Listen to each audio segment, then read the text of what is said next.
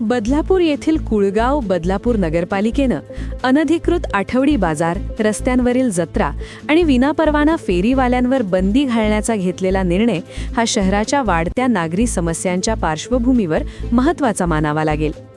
गेल्या काही वर्षांत वाढलेल्या लोकसंख्येमुळे रेल्वे स्थानक परिसर, मुख्य रस्ते आणि बाजारपेठांमध्ये अतिक्रमण, वाहतूक कोंडी आणि अस्वच्छतेचे प्रश्न तीव्र झाले होते. आपत्कालीन सेवांना मार्ग काढणे कठीण होत होते, तर कचरा आणि ध्वनी प्रदूषणामुळे नागरिकांच्या आरोग्यावर परिणाम होत होता. त्यामुळे शहर शिस्तीत आणण्यासाठी प्रशासनाची कडक भूमिका आवश्यकच होती.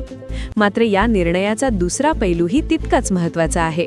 अनेक कुटुंबांचा उदरनिर्वाह हा फेरीवाले आणि आठवडी बाजारांवर अवलंबून आहे. अनधिकृततेच्या नावाखाली त्यांच्या उपजीविकेवर गदा येऊ नये यासाठी पुनर्वसन आणि पर्यायी जागांची ठोस व्यवस्था करणे प्रशासनाची जबाबदारी आहे. केवळ बंदी घालून प्रश्न सुटत नाहीत. नियोजनबद्ध आणि पारदर्शक अंमलबजावणी गरजेची आहे. जत्रांच्या नावाखाली वाढणारी अनियमितता, महिलांच्या सुरक्षेचे प्रश्न आणि सार्वजनिक ठिकाणी होणारे गैरप्रकार यावर नियंत्रण आवश्यक होते.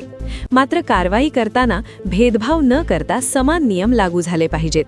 अन्यथा धोरणावरच प्रश्नचिन्ह उभे राहील.